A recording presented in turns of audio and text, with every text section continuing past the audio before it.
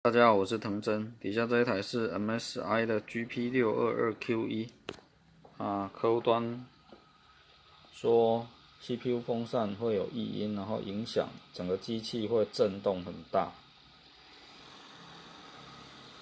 我们现在听一下这 CPU 风扇的声音，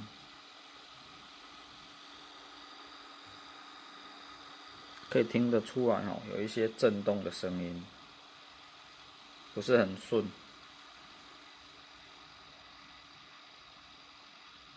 好，记录到这里。